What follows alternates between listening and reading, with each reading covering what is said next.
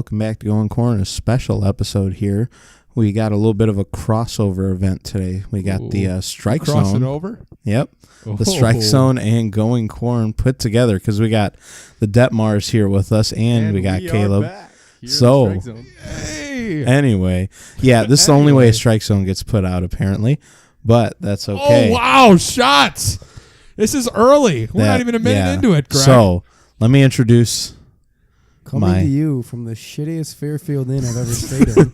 And we are in Indianapolis for regionals here for NWLA. So no, we're here to catch Pokemon. Tell them the real reason. Yes, that is really the region. But anyway, so I'm going to introduce everyone. We're going to start off with Mr. Brett Detmar. I'd like to thank Greg for getting us here and Sky Vodka for getting me pumped up for this podcast. Yes, the podcast is sponsored by Fireball Shots, Yingling, Sky Vodka, and some Dos Equis. Stay thirsty, my friends. And then we got Caleb over there. Hey, Greg. Good to see you tonight. Yeah, good to see you too. Did you set your Tinder location? Nope. Come on, no. Not yet. Anyway, and then we got little Detmar, Eric Detmar. How are we doing? Greg, when are we going to Pizza Bob's, eh?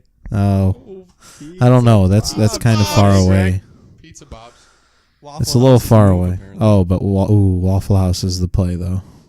All right. So, anyway, if my headphones would work, that'd be great. Anyway, so we're just going to start off with a little talk about last week. We got a week, what was it, 4 now down in the books, or 5? Yep, 4. Week 5. No, 5. Yeah, I've played 9 games. Oh, my goodness. We're still 2-7, but that's all right. Hey, you got a fellow. Had some exciting games. You know, the Liners took another L last week. So, ooh, baby, that's for Wendy, baby. It's for Wendy. For Wendy. Show me the squints. Show me the squints. Come on now. So talk a little bit, guys. What are your impressions from this week? What did you see? What'd you like? What'd you not like? Hey, me and Brett both got off the schneid a little bit. Got another win this week. Huge. Against the Sliders, who are financing the rest of the league. Salary hits. Just want to say thanks to Moselle for that. Without you, I would not have Alec Gerhart, actually, I think his name is. So, is it Gerhart or Gerlach? Gerlach. Believe it's Gerlach. Gerlach or Gerlache. I don't know. Gerlach, maybe. I don't know. Like Tim said it differently on his podcast or something. So I'm so confused. Mitch is on my team. I should know this, but that's okay. We'll get through it eventually. So I want to hear this take from Eric and Brett. We may get into this question later in the show. We've got a nice little around the horn segment for you coming up. We'll talk about that here in a minute. It's what I just said, Greg. Okay. So my question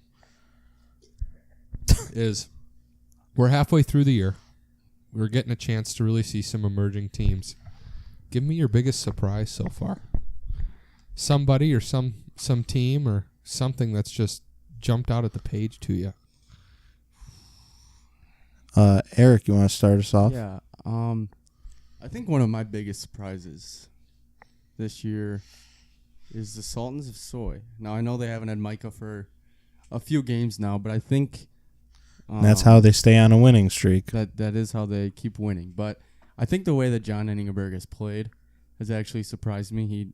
He showed up last year, played about 4 games, I think, and played pretty well, but I just didn't expect him to come this year, really.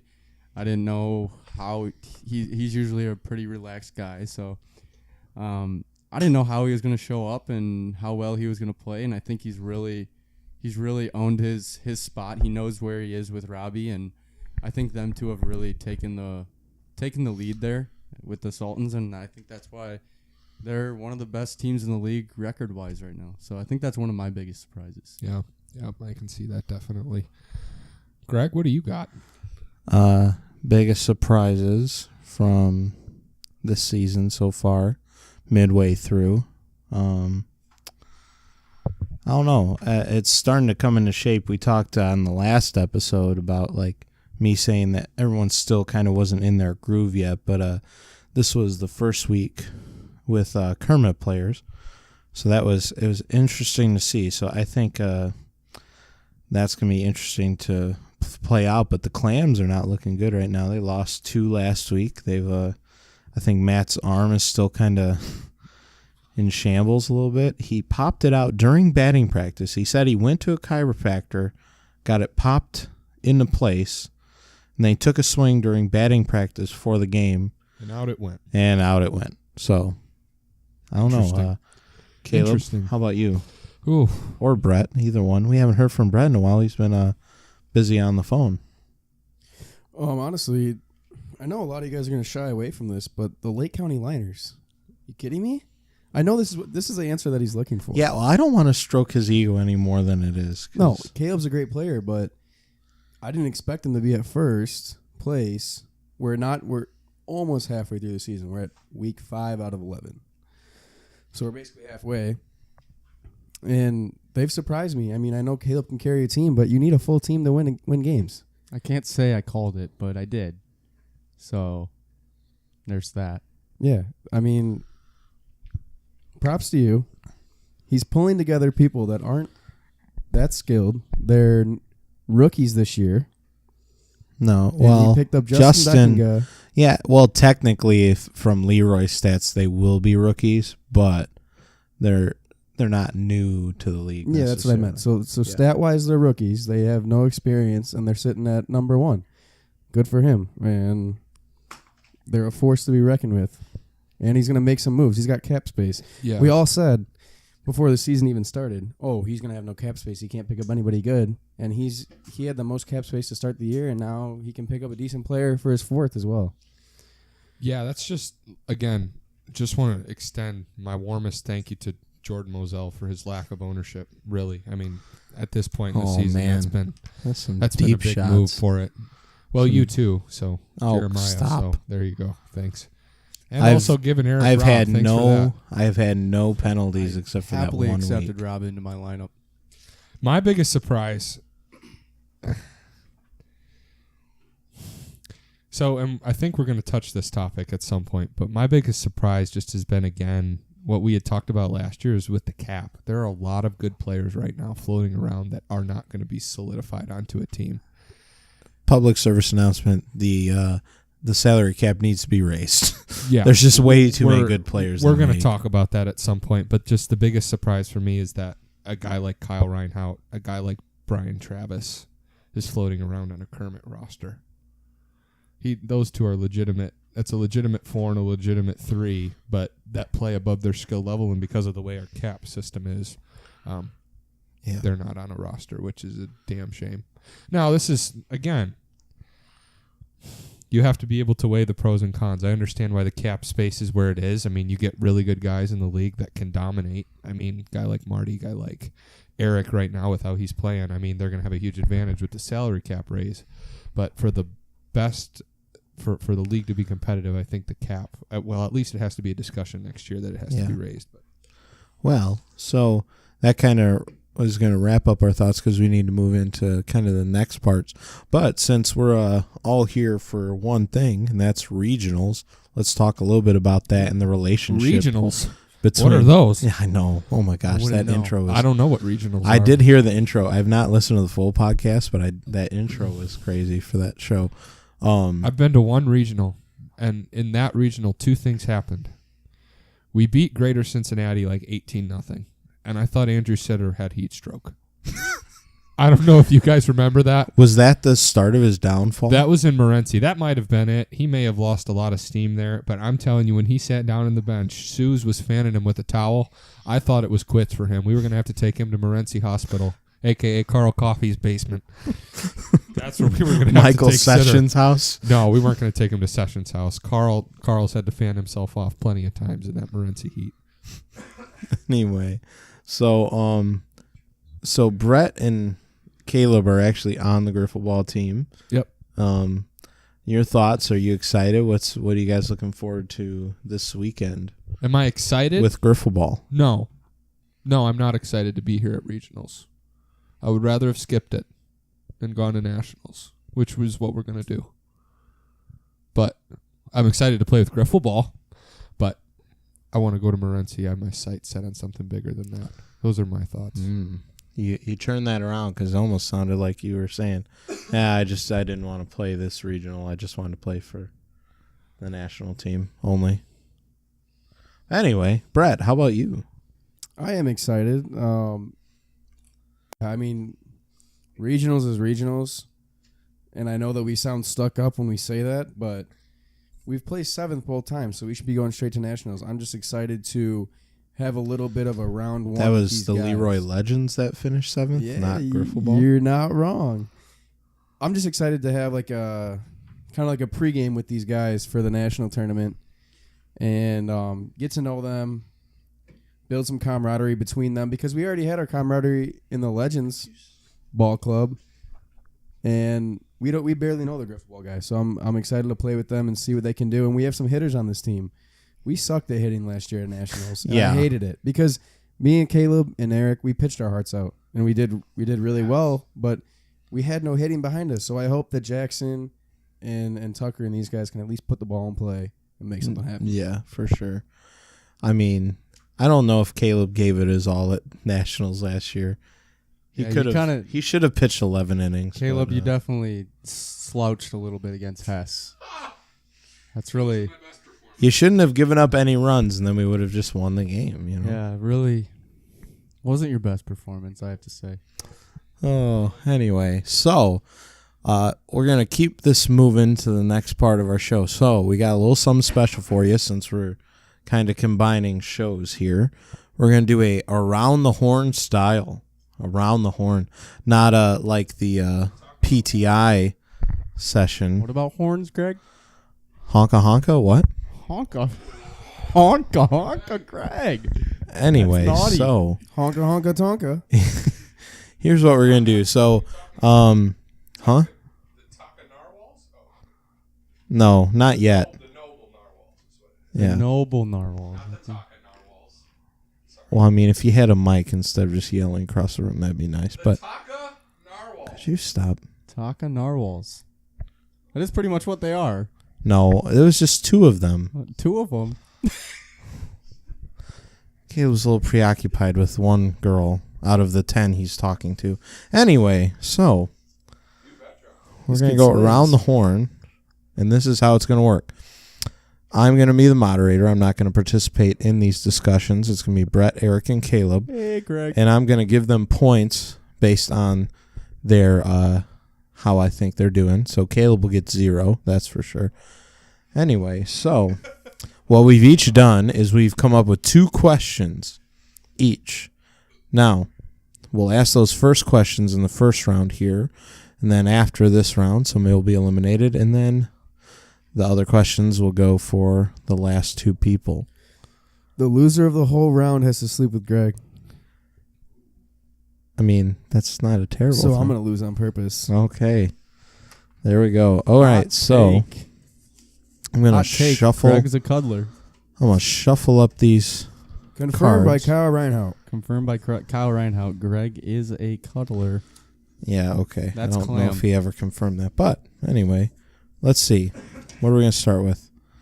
Are the Sultans of Soy contenders or pretenders? Why or why not?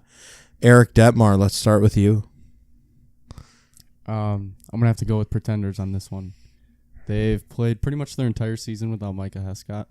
And I know I just spoke up about John Engenberg and Robbie and how they've been playing, but in my opinion, the way that Kyle Schaff has been hitting, he's he has the most strikeouts in the league right now. From the bottom 10 in hitting. Oh, For boy. strikeouts hitting, he's top of the line. He's got one of the worst batting averages in the league. So at the plate, he hasn't been doing well. And I just don't see them finding a 4 with the amount of cap that Robbie continues to lose. I talked to Robbie last week, and I asked him what he's going to do about Micah Hescott. He said, well, I'm just going to keep doing what I'm doing and see if Tim makes me find a 4. And I'm pretty sure Tim's going to make him find a 4. Well, at some point during the playoffs, I'm sure that'll come up. So, yeah, I just don't see them contending because they don't have a solid 4. And if they take Micah Hescott to the playoffs, he's going to give up 8 runs every inning. And Okay. Brett, you're up. Contenders or pretenders? See ya. Oh, Greg, I think they're contenders right now. I actually do think they're contenders up until the playoffs come, because you have guys. Kyle Schaff and John Ellingberg have no experience, so taking them into the playoff wiffle ball is way different. It's True way story. different. And I don't see the leadership from Robbie going to the level where it has to get them past that second round. And I feel like a team like the Sluggers, even the Bombers, or you could be surprised and see the Truckers come and beat them in the second round, because they haven't been there before and they haven't got to those 4-0 counts where they got to go 3 strikes. So they're contenders right now, and it's a good team, a lot of talent, but I don't think they're going to make it too far in the playoffs. I like that solid thought process. Caleb, how about you? Contenders or pretenders? Pretenders. And I know from personal experience, I was with Robbie on the Sultans in 2015. Robbie's a fantastic player, but as a leader, he leaves a lot to be desired for me. He's got a good team. I mean, he's a very talented team. I mean, John's been playing well, but like Eric said, they don't have a 4 in Micah. And the thing is about them is I don't see, besides Robbie, another guy on that team stepping up in big moments. Robbie can be that guy, but Robbie's one guy. And is Robbie a consistent enough pitcher and a consistent enough hitter to be able to carry a load like that? I don't see that happening. So right now, unless the Sultans find a number 2 that has some clutch performance or that can be a game changer on either side of the ball, I don't see them being contenders. I see them being pretenders at this point in the year. All right, good first question there. All right, close race right now. All right, so next question. We're going to start with Caleb, so we're going to go back around the other way now. How do we as a league promote competition with the salaries while keeping motivation for all people to come? So we're basically asking here, how do we promote competitiveness while also trying to include tons of people, all these influx of new people? It's a very good question. So kind of the thought process behind why Tim has separated the talent in the league has been there's a definite distinction between, I'll even go to this far and say, your top 15 players and your bottom 15 players. So Tim's had to find a way to bridge that gap, because if we allowed there to be no restrictions on salary, no restrictions on gameplay, those top 15 would dominate in a way where that bottom 15 would get discouraged. So the process behind it, in theory, is very, very solid, and I like it. I think the way we can bridge the competitive nature of that top 15 and also bring along the bottom 15 in a way that keeps them engaged, I think, is twofold. The first is going to be figuring out a way either through increasing the salary cap or by adding more teams to put them on legitimate rosters. Because any person that's on a legitimate roster is going to be invested, is going to have to be if they want to keep that position. Or the other way to do it, and I've thought about having this as well, and this may be an out-of-a-box thought, but having 2 different, if we keep growing the way we do, we'll have enough players to be able to split into 2 separate leagues.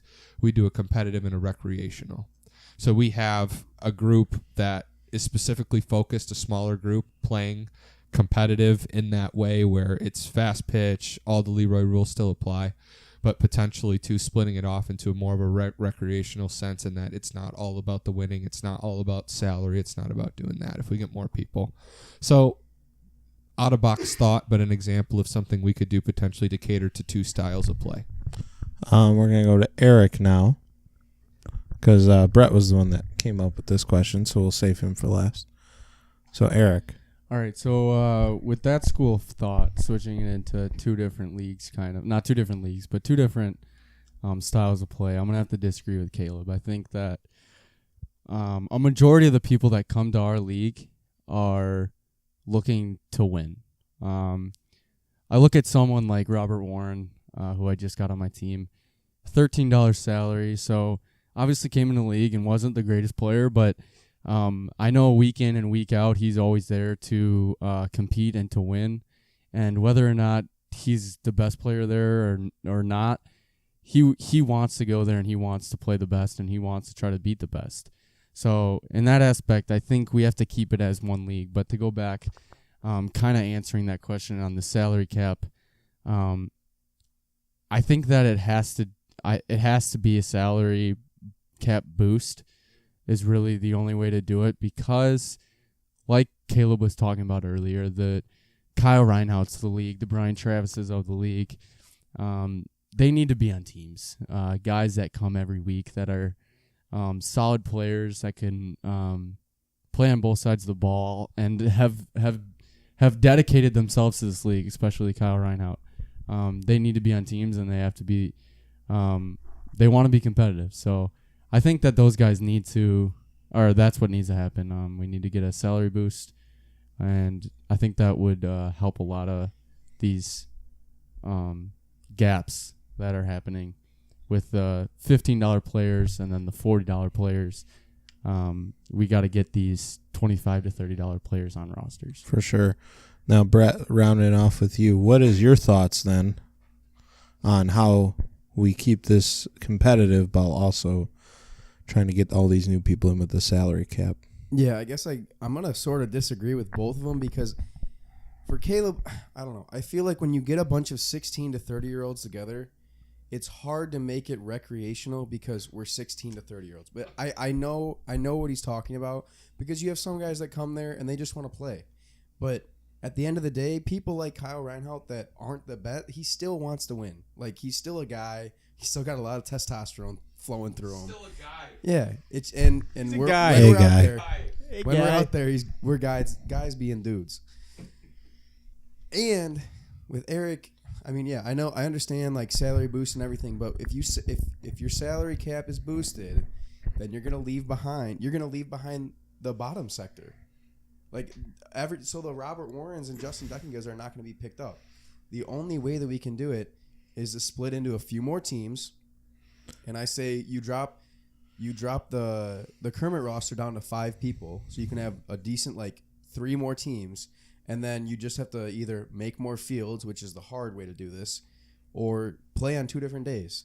Yeah. And that way, because I like that idea, because then we can come out and watch on a Tuesday and play on a Wednesday. I mean, I like watching wiffle ball. So that's my take. I don't know how it's going to unfold, but I just want to make sure that if you boost the salaries, then okay, yeah, you have the 25 to 30 dollar players being picked up, but then all those bottom guys are not being picked up, because then you're going to be able to take 4 $35 players.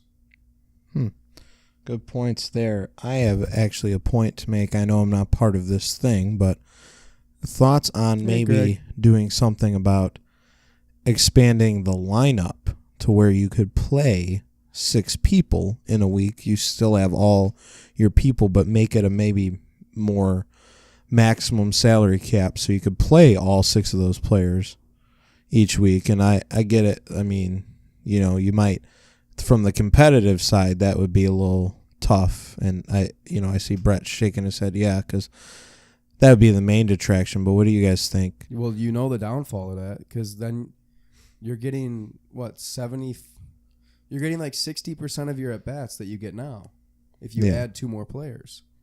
So it's like, I don't know. I feel like people like batting every inning.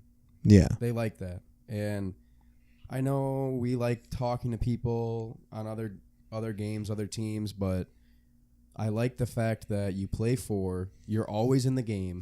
You can't really be dicking around. Yeah. Because you're always in the game and you're always playing. If there's 6 people, there's 3 people in the field. That means that half your team is on the bench. So it's a good idea, though. I mean, that might be the way that we have to do it until we can build more fields or find a way to.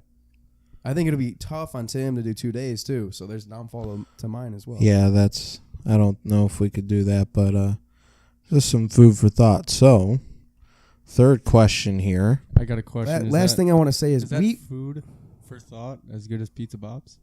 Not quite. It's a little bit better. Actually, a lot better because Pizza Bob's is awful. Anyway. I just want to say one more thing. I really like this because we saw this coming and we knew we were going to get in this dilemma. And it's a good dilemma to be in because do you realize that 2 years ago we were begging people to come? Oh, yes. And now we were playing if there were 15 there. Jake Althoff. Yeah, please get 15 there. This guy's in the outfield on his phone. Please get him out of here and get somebody that will actually want to play. That's and great. Now we have, 70 guys come. The relationship between Orbital and Griffleball has been a big impact, I think, this year for us. And just meeting these guys, it's really changed my life, man. Sky's starting to hit. I'm getting a little emotional. Sky's the limit, right? So it's a life changer. That's what it is. All right, the Leroy, the cult. As we were, we saw Maddie there last week. Can we get a shout out to Maddie Mottman? God, Jack's not going to be able to dance with me at prom anyway. now. So God, and side she showed note, up. So this guy's had half a Dos Equis. Anyway, so we were called a cult by Brittany DeYoung. The next stinky of her. Anyway, as the moderator, I am keeping this shit moving. All right, next up. That was stinky of her. Now I'm gonna. This was a reverse of the questions that are asked because there's two on this one sheet, so I think I can ask either one. So, will the Bombers bounce back? Brett, let's start with you since you did not start one off yet. I've been talking forever, Greg, and I'm trying to make another drink. So just answer quick then, because Let a man eat. we've wasted a long time because certain right. people are. I gotta make moves in order to keep going. I know I gotta make moves. I'm waiting for the right time, and I hate to admit it. He's being a weed noob right now. I don't have my smarts with me because they're on the sluggers. But yeah, I think we can bounce back. I think I need to start hitting better. Colin needs to pitch better. I mean, I thought that I was gonna be a better hitter and Colin was gonna be a better pitcher than we are, and we're all playing under our salaries. Like, it's disgusting. Yeah, I gotta make some moves, but I think I can make it in the top 7. Yes, I do. Youngman, thoughts? You will bounce back, and I believe you will move into the top 5 if and only if you drop Jake Van Buren. It's time. He's not worth the amount of money you have invested into him. You don't know if he's going to show up week to week. Honest thoughts here on the around the horn. If you drop Jake and you have Kyle, you can go and get yourself a $30 player and find someone worth $20 bucks at the end of the day. If you do that and you get yourself a legit 3 along but those with people are Lockenbach, all on rosters. you're going to be making moves. And on top of it, right now you have the most to gain on the upside. We know what everyone's going to be at this point. You're one of the few teams that has enough cap if you were able to drop Jake and move Kyle to where you can do something big in the middle of the season, because now everyone's starting to get developed. So you have the most potential upside with the fact that you're able to do things not a lot of other teams can do. But do you agree with me that me and Colin need to start playing better as well? Oh, yeah. I mean, but there's no way in my head you and Colin go 20 games playing at the level you have been. I'm just assuming that at some point that's going to be reversed. All right, Eric Detmar, you're up. So, in the way that this league has been, I always look at pitching stats when we're talking about a team and how successful they're going to be. You look at this team's pitching stats. You got Brett at a .92 ERA, Jake Van Buren at a 3 ERA. You got where is he? Kevin Vrook, who's a current player on their team, but I believe can be put onto this team at a 4 ERA. And then lastly, you have Colin Lautenbach somewhere up here in 9.69 ERA. Oh, boy. There's a big drop there. Those aren't terrible pitching stats, which is why I believe this Bombers team can bounce back. I think that if you look at this team's top 2, Brett and Colin, it is the second best in the league, behind Jared and Wes. They have not played to their potential, and one of the reasons is that Colin hasn't been there for, 6 games? Something like They're that, 2-7, and they have not had their second best player for 6 games. I think this team's going to be turned around real quick, and I think they definitely can bounce back. Interesting takes from Eric Detmar. So, last question of this round, and I'll tell you the scores right now. We got Eric with 12, Brett with 11, and Caleb with 10. Still a close matchup. So make your points here. Hey, This is some it's fucking all about collusion, the points. God damn it. Hey, Greg. Anyway, Collusion. so I'm going to say It's because Caleb didn't give Greg any leg space on the way here. I didn't even sit behind him. Anyway. Are you mad because you didn't catch a shiny Pikachu today? No. Shiny Anyway, You're a ones little now? crabby. so Yeah. here's my question. Ask him about For his you guys. 100% Loogie. Now, if you had to pick somebody besides yourself and besides Caleb, who would be your MVP favorite? So I know that it kind of gives, because Eric, and I'll say this beforehand, Eric is playing at a level that would make him an MVP right now with kind of, I'll give you props for that, my friend. The salary is really fire up there. Had a 3-homer inning last week. Had played great last couple weeks especially. So if you had to pick like a dark horse for who you'd say is maybe like third or fourth besides Caleb or yourself, then who would you pick? Caleb, let's start with you. Who would I pick?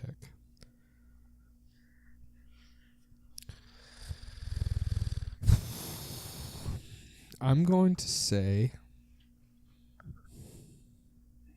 Marty Rosala. And here's why. The duh answer would be Jackson Bazia. He's played really well. He's got 21 home runs. He's pitching really well on the mound. The problem is... Yeah, and I'm going for people that those dark horse people. Like Right, people right. that we're not talking about yet. Right. Marty Rosala. And here's why. 2 things. First is that with Jackson's not going to be able to produce as many runs from a capacity perspective because of the people around him. Not that... Hey, Greg. Let me finish. Not that you guys are a bad hitting team. Yeah, right. That's the minus buzzer That's the minus going off. point. Not because you guys are a bad team, but just from an average perspective, from a hits perspective, you're not towards the top of the league. So what Marty has going for him, though, is that the Dusters are 6-3, despite what he's had going on with Alex. Marty has the ability as Was the he year goes, late again last week? He was so close. And I know the real reason why he wasn't there. I'm not going to share it over the air.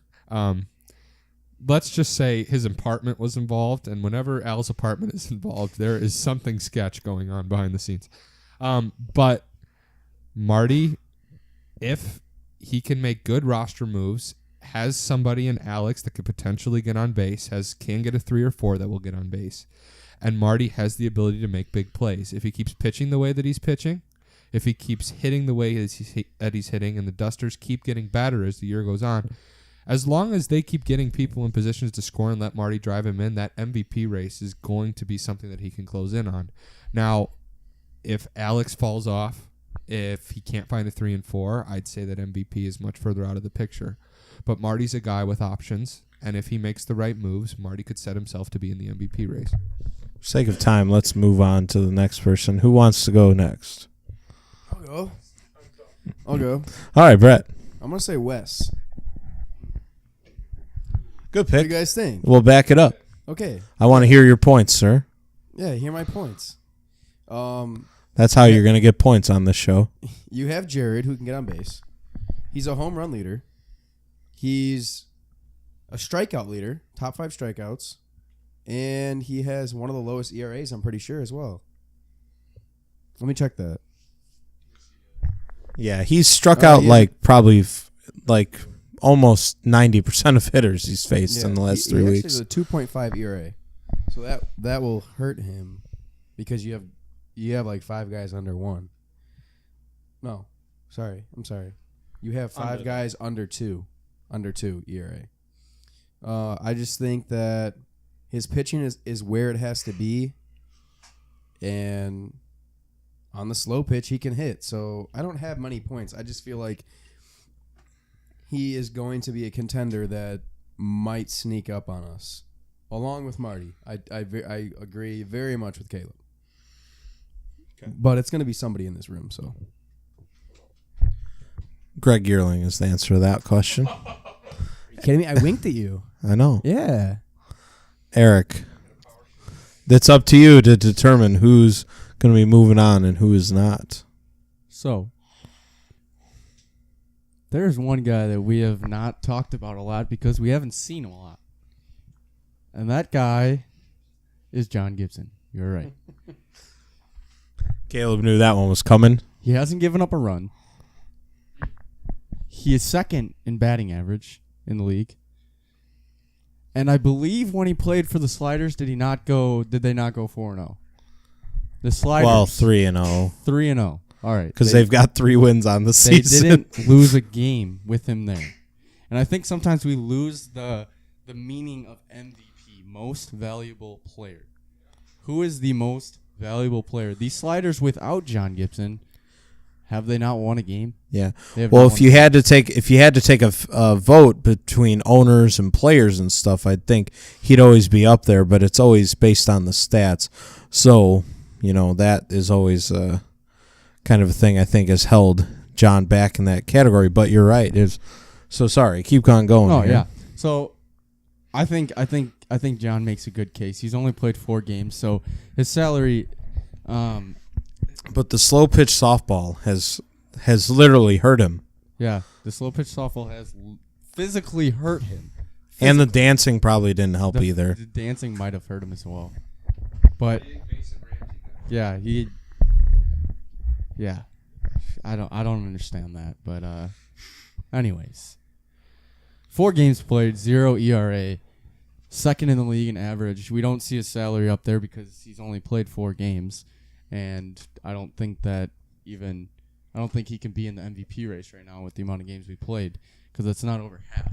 But I think once he starts coming and we got, 13 more games to play, I think that John Gibson is definitely a dark horse for the MVP. He's always been a great player. Even with the missed games, you think he can win? I think he can still. I think he's still a dark horse because he's missed 5 games, but in the end, 5 games, 17 games played out of 22 is still a majority, and we know the way John Gibson can play at his highest level. He's the second best player in the league, in my opinion, behind Caleb. When he's playing at his best, and when he's putting everything he has into it, the biggest question with him is going to be, can Moselle push him to be the best player that he can be? And if he can, then I think he can definitely put up a race for MVP. Interesting thoughts. So, at the end of one round, the score is Caleb with 16 points, Brett with 15 points, and Eric with 16 points. Oh, there you go. So, Brett, do you have any parting words? Are you kidding? This is blasphemous. This is blasphemous. Can I just say? So I must say, your last round you did I was not. about to choose Wes Ellis. It's because Caleb cried. And I go No, I'm a scapegoat. No, I am a scapegoat. it's because you didn't have many points on the whole argument The way for that MVP you've been playing is just On which blasphemous. argument? on the last one. Anyway, so we're gonna take a short break and come back Yeah, with I will round choose number Wes Ellis. 2. I really have I no told you I was points, gonna but lose I'll on choose purpose. Wes Ellis. Well, there I'll you see go. you in bed, big boy. All right then. Well, we're gonna take a short break and then we're gonna come back with round 2 on the other side. But it's not doing that. It's fucking pissing me off. Okay, after that huge long break we just took, we're back with our Huge top and long. 2. Our top 2. Now we don't have to worry about changing up mics every 5 seconds. We got Eric and Caleb here, so we got 3 questions for you. Best of 3. I'll name a winner after each, so don't lose the first 2 or you won't get a third question. Ooh. So, No consolation prize? Nope. Oh. I mean, you can snuggle up with Brett and I in the bed, but I mean, Oh, As long as I'm the middle. I think Middle Caleb's spoon? got one of those. Oh, yeah. Absolutely. That's why we're getting home early tomorrow. oh man. We'll see how tonight goes. At Lansing, Illinois. Okay. Anyway, Here we go. howdy ho. The next question is, what is more valuable? A top tier 1 and 2 and a below average 3 and 4, or an average 1 and 2 and a top tier 3 and 4? And we're talking about players on the team. So 1 would be instance everyone in this room except for Greg. Come on, and then Greg. Come on, Greg. I'd put myself as a middle tier 4 for reference sake. Anyway, so Eric, start us off. What's more valuable? What is more valuable? To be honest, I'm gonna go with mostly a top tier 3. I think the 3 position is. So you're saying the Yeah, I'm gonna. Yeah, average 1 and 2. yeah, the average 1 and 2. I think the 3 position is one of the most important. I mean, you have guys like Caleb in the league who can take a lower garbage tier, can 3 and 4 to a deep playoff run. But I think in order to kind of obtain a championship and to be successful in the playoffs, which is what we're all trying to do, I think that having a successful 3 who can pitch the ball well, who can hit the ball well, you know that those your 1-2, you know that they're going to play well. Whether they're the top guys in the league or they're in the 10-15 range in our league, I think you know that they're going to be able to produce. I think those 3-4 guys are really what can help a team win a championship. For instance, when me and Brett had Colin as our 3, having that top tier 3 was huge for us. Before we had Jake in that spot, and no offense to Jake, but he could pitch, but he couldn't hit. So he didn't really fill the role that you need as a 3. You need someone that can produce runs and someone that's not going to give up that many. So I think having a top tier 3 as well as a 4, but I think the 3 position at most is very important. All right, Caleb. So I think it depends on your 1 and 2. Well, we're saying top tier, Right. Which But I'm saying, like, there's even, so top tier in my head is 1 through 10 player in the league. Top tier of the top tier is a top 5 player. So you look at my team last year.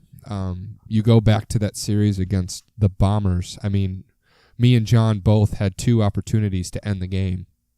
So one swing of the bat in those situations, and we win that series going away, and we didn't get the job done. But it just goes to show you that we didn't have a top tier 3 and 4, but me and John played at a level to where we were in a position to win. So if you ever get a chance as an owner with how we do the lottery to get, if you're a top 5, even I'd say 6 or 7, stretching it a little bit, you look at a guy like Jared or Marty, if you get a chance to sign another top 5 player, I think that top tier 1 and 2 can be more valuable than a 3-4.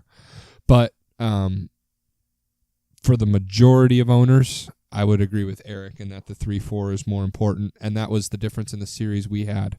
Warner versus Lautenbach was a matchup that we couldn't have won. Now, if we would have played with 4, I like Austin Gibson versus Neil Kruzwick, but in the matchup that we had, obviously they had the advantage with Colin and Warner. So I would agree. You need a top tier 3, but I think the interesting point this year is this will be the first year with playoffs that we will see a teams 1 through 4. And I think there will be a series at some point this year where a 4 wins a series either on the mound or from the plate against another team. Interesting thoughts. So I have to somehow pick a winner between you 2 of this round. Well, the thing is, this was a tough one. This was a close one.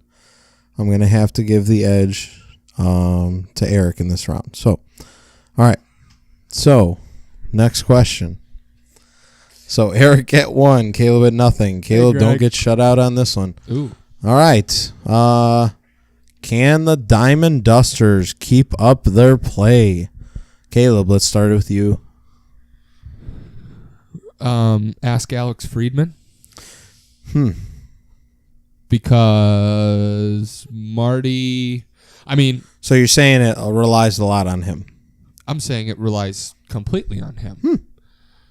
Marty is carrying a load right now that's equivalent to some of the loads that I've had to carry, and those are big loads. I produce big loads. Big loads. Okay, so Marty- Marty, some big loads. some huge loads. So, Marty is playing fantastically well. Now, the crazy thing is he picked up Al for $32, and Al's only playing at 23. Now, granted, people like to take this into account. Don't credit the Diamond Dusters roster as it stands for being 6-3. Credit Marty and then a few really well-placed free agents. Austin Williams. Right. For being 6-3. Can the Diamond Dusters keep this up now that we're in the area that we're in without free agents? No, I don't think so. If Al starts playing at 32, even maybe getting a little higher to 35, I can see it being more realistic because then you have a 1-2 punch that can at least put some runs on the board and hold teams. But if Marty's going to have to play with his full roster every week, unless he's pulling some of his baseball players from wherever the heck he frickin' went to high school and coached at, it's going to be really, really tough to try and be able to hide a 3-4 that, one, you don't even know if you have, and two, is just not good. So, no, I don't think if Marty doesn't make moves that he'll be able to stay at 6-3. Eric. No. And I'll give you one reason why. As my boy the Tapper would say, Samantha Grumala would be the reason for that. She is still a roster player on this team. She is. Wait, who played for the Dusters last week? I have no idea. But Does anybody know? we're not sure. Anyway. I thought it was Tapper. No, he was on the Sliders. Yeah, it was. I scored 7 runs off of him. Yes, he was on the Sliders. Yeah, so that's pretty much the main reason. Samantha Grimala is still on this roster, and they still have no cap space. She is worth $9. They have no cap space. The only person he can sign, really, is Colin Peters. I mean, he's got to make some moves. They're not going to be able to continue to play at a 6. He was on the broadcast game, so he had that Griffin Gravatt. Gopher? So, yeah, he needs to make some moves. And yes, he's 2 through 4 are all iffy. You got Alex Friedman, who's playing way under his cap, and to be honest, I don't think he is a 2 in this league.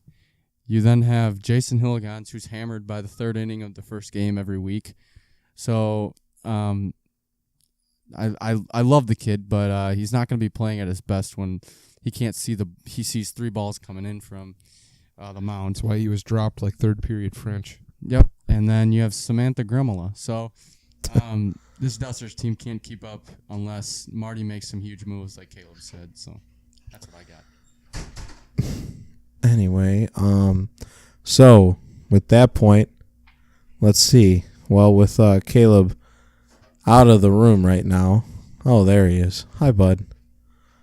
I'm going to have to say Caleb got that round. So we're even up here at 1-1. Nice. It comes down to this, as they would say in HQ. It all comes down to this. So for this round, And we're the both question gonna speak at from the Brett same time. Detmar to Yeah, round this off will be predictions right now on the all Leroy team. And your thoughts why? Yeah. Make them good points. All Leroy team is 5 people, correct? Yes. I believe, right? Yep. All right. So rock, paper, scissors for who goes first. Best of No, one. put a number behind your back and Eric will pick. I've got a number in my head. 1, 2, 2. No, you need to put it back there so there's how many? proof. How many All are right. we talking about? 1 through 5. 1 through 5? I'll Oh. take 3. Hey. Okay. All right, So I'll Eric, go your first? choice. I'll go first. Okay. So, You choose to receive the ball. My top 5, my all Leroy, is going to be, of course, the MVP, who is sitting in this room. I'm Hello. looking at him right now. That is myself. Yeah, I'm looking at myself in the mirror. Oh, I got you, Caleb. Oh, got him. Slippery. You like that. Excuse me. Please me. You like that. Yeah, okay. Yeah, I think I'm going to be an all-Leroy player. I think Caleb's going to be an all-Leroy player. Outside of those two, I see Jackson Buzea being an all-Leroy player. He's playing at a very high level right now. He can pitch, he can hit, he can field, which doesn't go into it, but I love when people can field. Really gets me going. And he's on the Narwhals, so I mean, he's gonna play well. So that's Be Noble. Be noble. Be noble. My fourth and fifth choices. My fourth choice is gonna be Wes Ellis, another guy that can pitch well. He can strike guys out, which is huge. When guys can put the ball in the play off of you, there's always things that can happen. But when you can strike guys out at a high rate, he has 34 strikeouts, which is third in the league. That's a big asset to have, and I think it's huge for the Badgers team. So I think he's going to be an all-Leroy player. And my fifth player is going to be John Gibson. As I said before, he's a dark horse for the MVP. He can hit, and he has led the Sliders team to a 3-0 record while he's there. He's the second best hitter in our league. Yeah, I think he's right there in every statistical category when he's playing at his best. So those would be my top 5. All right, Caleb. It all comes down to this. Yep. You're it. Yep. Caleb and Eric will stay at the top. And then the bottom 3 are going to be a surprise to some people. I liked Eric's picks, but I think these 3 are going to be able to go in a different direction. I think really has an opportunity to come around well is Arthur Reed. Bombers acquisition. Yeah, Arthur Reed really is looking like he's going to have a big year this year. I think he's been taking some hacks with Binky Barnes, so. Binky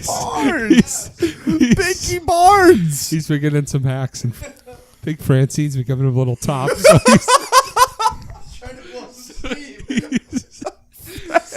I don't know So what's he's happening ready to to this go. podcast. Arthur Reed. Fourth will be John Monco. We're going to see him this year. Monco's going to make his appearance. I really think he's got the ability to change a game. Are we going to see him before we see Austin Warner? I don't know where Austin is. At this point, Where in the world is Austin Warner? at this point, he might have. We can make a new podcast segment. Yeah. Like entire new network just on the whereabouts of Austin Warner. Where in the world is Austin Warner? Yeah. Carmen Get smart Sandiego reference. move A mince pins can smell lints. That's where Warner is. And then the fifth player rounding it out is going to be Joe Melf. Anyway, really. so we're going to cut this off now. I think it's safe to say that Eric won. You got some FaceTime here, Eric. What do you want? I don't know. I don't know if I won. I don't know. I don't know. I really like Greg, are Arthur you Reed. sure? I don't know. It was close there at the end, yeah. But have any FaceTime? Anything you want to say? Anything for the homies? I want to give it out to Subway, Eat Fresh. They always make good food. Greg can attest to that. They do. And the other I had Subway like once a week this school year. and you probably loved it. Yeah, totally. That's what The times in the bathroom were great. And the second place I want to give this out to is Hoosier Haulers. Hoosier Haulers. Official sponsor of Squint Sluggers. That's for Wendy. You Keep betcha. squinting. We love you all. All right, so That's it. I think We are in the K zone. Randy Johnson is around. Okay. We're going to get in the question bag. No time for questions. We have time today. for questions. No. This has been a very good podcast. I think people will continue to listen to it. So let's go to the question bag. Come on. No. I'll get out the Oh question my bag. God. Hold up. Let me Go pull on to the question bag. the Would you listen to Badgers. DW. The Badgers ask, is Greg on steroids with all the home runs he's hit? Absolutely. Absolutely. No. When will we stop cornholing Sheriff So on what the I podcast? saw the other week, I was Never. I was walking in. I had to go get some from my car, and I saw behind the barn. I saw Greg with a needle, and it was going somewhere where the sun does not shine. Oh, Stupid. no. Oh, no. And after that, I watched him hit 3 home runs. Okay, so anyway, That's all I gotta say. I Greg, don't know what it was. would you date Desi? That is not a real question. Once I answered that tickle one Greg's already. balls tonight in bed, I can tell you if he's on steroids. And that's going to do it for Going Corn and Strike Zone crossover. We got the Thanks for question joining back. us for this We got extra the long question episode. back. We hope you Stop. enjoyed it. So Stop. until next time, this has been Greg. Going Corn. See ya.